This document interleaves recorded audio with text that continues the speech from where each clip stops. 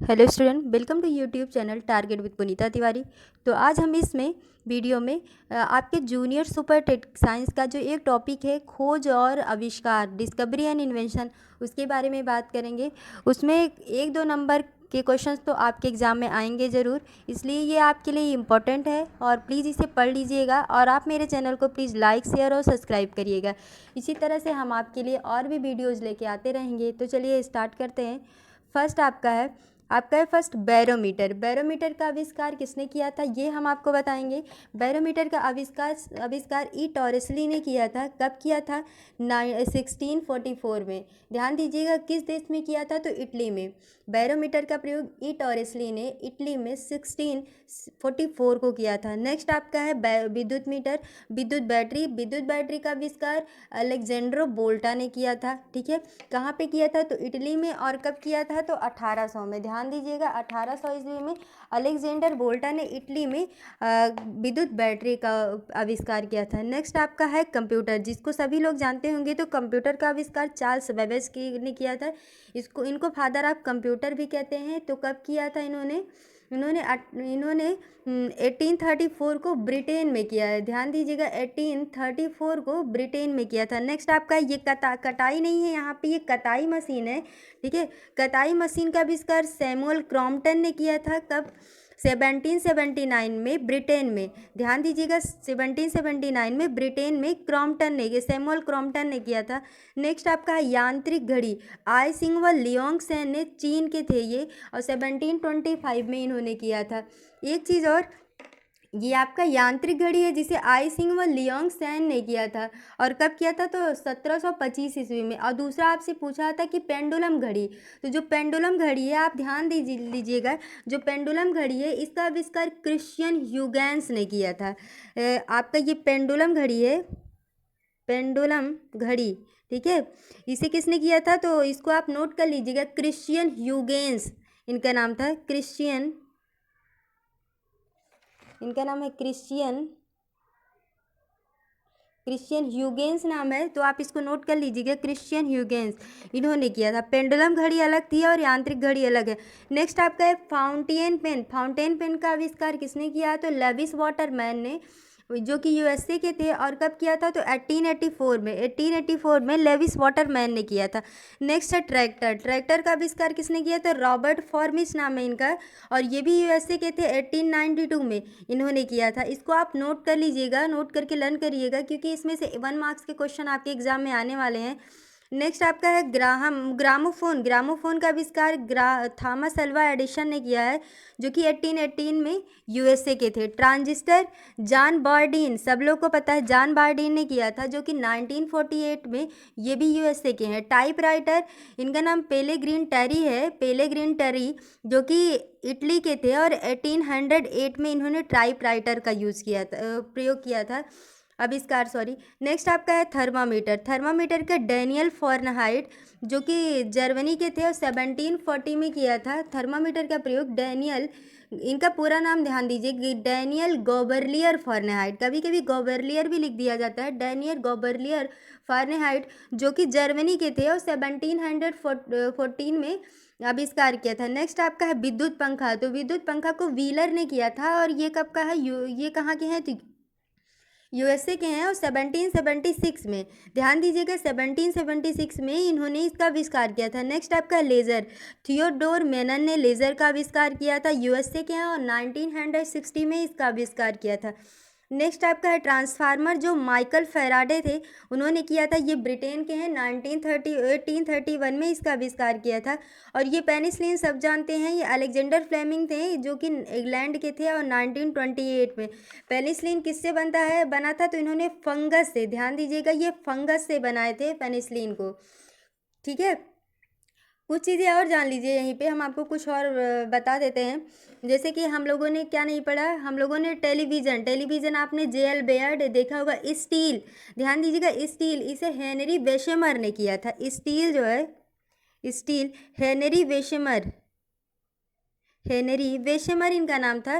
तो याद रखिएगा, हेनरी वेशेमर ने स्टील का जो है आविष्कार किया था, और ये ब्रिटेन के थे 1855 में। ठीक है, 1855 में। और डायनमो को माइकल फैराडे आपको पता ही है, विद्युत बैटरी भी पता है। बाइसिकल का प्रयोग किसने किया था? तो जो साइकिल हम चलाते हैं इसका प्रयोग के मैकमिलन, ये स्कॉटलैंड के थे, के मैकमिलन स्कॉटलैंड के थे 1839 में। बाइसिकल का प्रयोग के मैकमिलन ने किया था। ठीक है, तो चलिए नेक्स्ट पे देखते हैं। आपका है विज्ञान की कुछ शाखाएं और उसका अध्ययन। तो विज्ञान की कुछ शाखाएं हैं जिनका अध्ययन हम जान लेंगे। फर्स्ट आपका था ओंकोलॉजी। ओंकोलॉजी इसका उपयोग कहाँ करते हैं? ठीक है, तो ये ट्यूमर और कैंसर, यहाँ पे ट्यूमर भी लिख लीजिएगा, ये ट्यूमर और कैंसर दोनों की जांच में प्रयोग किया जाता है। इन लोग के परीक्षण के लिए ओंकोलॉजी किया जाता है। नेक्स्ट आपका यूजेनिक्स, अनुवांशिकी द्वारा मानव जाति का अध्ययन। ठीक है, जो यूजेनिक्स है, यूजेनिक्स इसे सुजानिकी हिंदी में कहते हैं। अनुवांशिकी के सिद्धांतों द्वारा मानव जाति की उन्नति का अध्ययन कैसे होता है, इसके लिए है ये विज्ञान की, ये वो शाखा है यूजेनिक्स। ठीक है, नेक्स्ट आपके पैथोलॉजी। जब आप जानते हैं किसी को कोई रोग हो जाता है, कोई डिजीज़ होती है, तो वो उसका परीक्षण करने के लिए पैथोलॉजी में जाता है। तो रोगों की प्रकृति व लक्षण के लिए क्या होता है? पैथोलॉजी। नेक्स्ट आपका है मत्स्य विज्ञान। मत्स्य विज्ञान इसको इंग्लिश में क्या कहते हैं? तो ध्यान दीजिएगा, इसे इकाइथियोलॉजी कहते हैं, जिसमें मछलियों का अध्ययन किया जाता है। ठीक है, मछलियों का पालन कैसे हो, इकाइथियोलॉजी में इसका अध्ययन किया जाता है, जिसे मत्स्य विज्ञान कहते हैं। नेक्स्ट आपका है माइक्रोबायोलॉजी। तो माइक्रोबायोलॉजी का है, यहाँ पे जीव का अध्ययन किया जाता है। ठीक है, ये आप जानते हैं माइक्रोबायोलॉजी में किसका अध्ययन किया जाता है? तो जीव का। नेक्स्ट आपका आता है एंटोमोलॉजी। एंटोमोलॉजी में क्या होता है? तो जहाँ पे कीड़ों का अध्ययन किया जाता है वो एंटोमोलॉजी होता है। नेक्स्ट आपका इथोलॉजी। इथोलॉजी में क्या होता है? जीवों के आचार व्यवहार, मतलब जीव कैसे रहते हैं, किस तरह से रहते हैं और उनका नेचर कैसा है, इसी का अध्ययन किया जाता है किसमें? इथोलॉजी में। नेक्स्ट आपका ऑर्निथोलॉजी। जो ऑर्निथोलॉजी है इसमें क्या करते हैं? इसमें पक्षियों का अध्ययन करते हैं। ठीक है, ऑर्निथोलॉजी यहाँ पे पक्षियों का अध्ययन करते हैं। नेक्स्ट आपका ओडोंटोलॉजी। ओडोंटोलॉजी आप जानते हैं, ओडोंटोलॉजी जो दांत के चिकित्सक होते हैं, जो दांत के चिकित्सक, जो दांतों का जहाँ परीक्षण होता है, जहाँ दांतों का अध्ययन होता है, उसे क्या कहते हैं? ओडोंटोलॉजी। ठीक है, और जो दांत के चिकित्सक होते हैं उनको डेंटिस्ट बोलते हैं। नेक्स्ट आपका है ट्रोफोलॉजी। ट्रोफोलॉजी में क्या होता है? पोषण का अध्ययन। ध्यान दीजिएगा, ट्रोफोलॉजी यहाँ पे पोषण का अध्ययन किया जाता है। नेक्स्ट है डर्मेटोलॉजी। आप देखते हैं जो पाउडर वगैरह आते हैं उसमें लिखा होता है डर्मेटिस्ट, तो जो है वो डर्मेटोलॉजी, जो त्वचा का अध्ययन होता है। ठीक है, फिर एम्ब्रायोलॉजी। एम्ब्रायोलॉजी में क्या करते हैं? तो भ्रूण का अध्ययन किया जाता है, जहाँ पे भ्रूण, बच्चे के जो भ्रूण होते हैं एम्ब्रायो, वो कैसे परिवर्धित हो रहे हैं उनका अध्ययन किया जाता है। कहाँ पे? एम्ब्रायोलॉजी में। नेक्स्ट आपका है टेक्सोनॉमी। यहाँ पे टेक्सोनॉमी है। टेक्सोनॉमी में क्या होता है? तो जीव जातियों के नामकरण और उनके वर्गीकरण का अध्ययन किया जाता है। जीव जातियों के नामकरण और उनके वर्गीकरण का क्या होता है? अध्ययन होता है। ध्यान दीजिएगा, ये किसके लिए है? तो टेक्सोनॉमी के लिए। नेक्स्ट पे चलते हैं। नेक्स्ट आपका आता है हिप्नोलॉजी। ध्यान दीजिएगा, नेक्स्ट आपका हिप्नोलॉजी, जहाँ पे नींदों का अध्ययन होता है। हम देखते हैं हिप्नोटाइज होता है ना, तो हिप्नोटाइज वहाँ पे क्या कहते हैं कि लोग को अचेत अवस्था में पहुँचा देते हैं, मतलब एक तरह से वो आंखें तो खुली रहती है लेकिन उनको नींद में पहुँचा देते हैं, तो वो क्या होता है? हिप्नोलॉजी होता है। नेक्स्ट आपका होता है पेडोलॉजी, जहाँ पे नेक्स्ट आपका होता है पेडोलॉजी। इसमें क्या होता है? जो पेडोलॉजी होता है इसमें मिट्टी का अध्ययन करते हैं पेडोलॉजी में। फिर आपका एनाटॉमी है, जो कि आंतरिक संरचना का अध्ययन करते हैं। एनाटॉमी में आंतरिक संरचना का अध्ययन करते हैं। नेक्स्ट आपका एंथोलॉजी। एंथोलॉजी में हम पुष्पों का अध्ययन करते हैं, फूलों का अध्ययन करते हैं। देन आपका है ब्रायोलॉजी। ब्रायोलॉजी में ब्रायोफाइटा का अध्ययन, और डेंड्रोलॉजी में वृक्षों व झाड़ियों का अध्ययन करते हैं। ठीक है, तो इतना है जो कि आप लर्न कर लीजिएगा। इसमें से एक क्वेश्चन आपके लिए एग्जाम में ज़रूर आने वाले हैं। नेक्स्ट पे चलते हैं। ध्यान देते हैं यहाँ पे जीव विज्ञान की शाखाएं और उनके जनक, कौन कौन सी जीव विज्ञान की शाखाएं हैं और उनके जनक कौन है। इसमें से एक क्वेश्चन तो जो है कंफर्म है कि आपका एग्जाम में पूछा ही जाएगा। चलिए ध्यान देते हैं, जंतु विज्ञान के जनक ये हम जानते हैं अरस्तु है, लेकिन आप बार बार रिवाइज करेंगे तो आपको लर्न रहेगा। नेक्स्ट आपका वनस्पति विज्ञान के जनक कौन है? तो वनस्पति विज्ञान के जनक थियोफ्रस्टस हैं। आनुवांशिकी के जनक कौन है? तो ग्रेगर जॉन मेंडल है। इन्होंने किस पे प्रयोग किया था? तो गार्डन पी। ध्यान दीजिएगा, वहाँ पी तो आता है लेकिन कौन सा पी है? गार्डन पी है, मतलब जो बगीचे का पौधा था उसमें उससे इन्होंने प्रयोग किया था। नेक्स्ट आपका भारतीय ब्रायोफाइटा विज्ञान के पिता कौन से कहे जाते हैं? तो उनका नाम है प्रोफेसर R.S. कश्यप। ध्यान दीजिएगा, भारतीय ब्रायोफाइटा के फादर कौन है? तो ये है प्रोफेसर R.S. कश्यप। नेक्स्ट आपका भ्रूण विज्ञान। भ्रूण विज्ञान के पिता कौन से हैं या फिर भ्रूण विज्ञान के जनक? Professor P. महेश्वरी इनका नाम है। भ्रूण विज्ञान के जनक प्रोफेसर P. महेश्वरी। नेक्स्ट आपका है भारतीय जीवाश्म वनस्पति विज्ञान के जनक बीरबल साहनी हैं। नेक्स्ट आपका है आधुनिक भारतीय शैवाल विज्ञान के जनक कौन है? तो प्रोफेसर M.O.P. अयंगर हैं। Professor M.O.P. अयंगर भारतीय आधुनिक भारतीय शैवाल विज्ञान के जनक हैं। नेक्स्ट आपका है भारत में हरित क्रांति के जनक, ये पता है, डॉक्टर M.S. स्वामीनाथन को कहते हैं।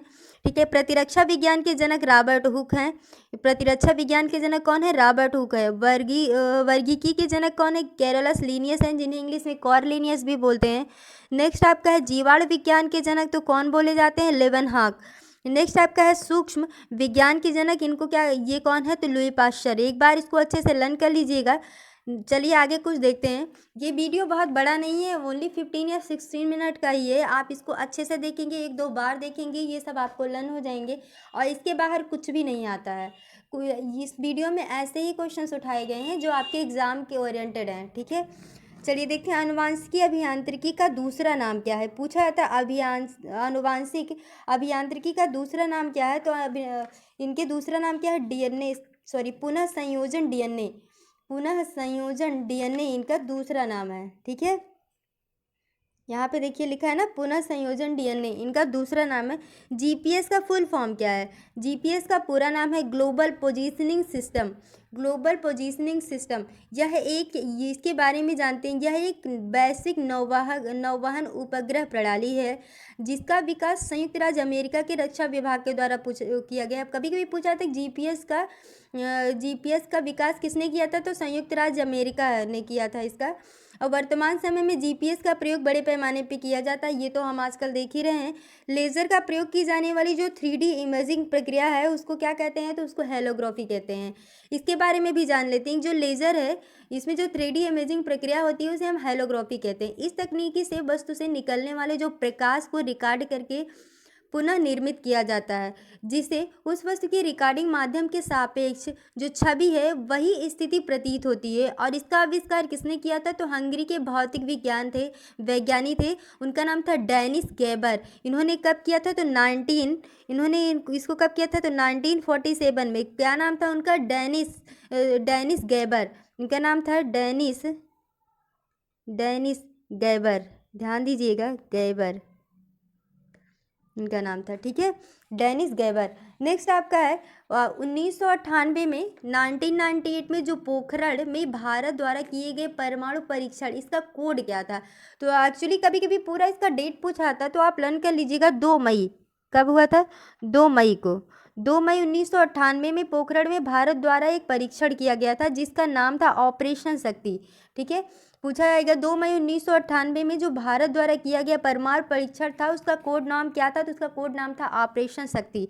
नेक्स्ट है, जो तारापुर परमाणु संयंत्र है वो 1400 मेगावाट के साथ भारत का सबसे बड़ा परमाणु ऊर्जा संयंत्र है, जो कि महाराष्ट्र के पालघर में स्थित है। ठीक है, जो कि महाराष्ट्र के पालघर में स्थित है।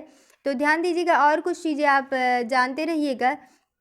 जैसे जो सौर ऊर्जा संग्राहक होता है, सौर ऊर्जा संग्राहकों में किसका प्रयोग किया था? तो पैराबोलिक डिस्क कलेक्टर, ये जो है अधिकतम क्षमता दक्षता वाला होता है, पैराबोलिक डिस्क कलेक्टर। ठीक है, और इस तरह से अब हम आगे भी कुछ चीज़ें ले आते रहेंगे। हाँ, एक चीज़ और यहाँ पे ध्यान दीजिएगा, हमने फर्स्ट वाला आपको जो बताया यहाँ पे ये है पुनः संयोजन DNA, इसके बारे में जान लेते हैं। DNA इसका प्रयोग कहाँ कहाँ करते हैं?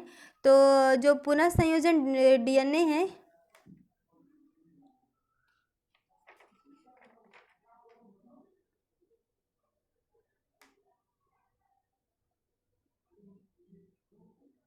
हाँ, तो देख लीजिए यहाँ पे जो DNA, यह एक ऐसी तकनीकी है जिसके द्वारा किसी प्राणी के DNA को परिवर्तित कर उसमें होने वाले आनुवांशिक विकारों को क्या होता है? दूर किया जाता है। और कुछ चीज़ें जानिए। अपराधी को पहचानने के लिए फॉरेंसिक विभाग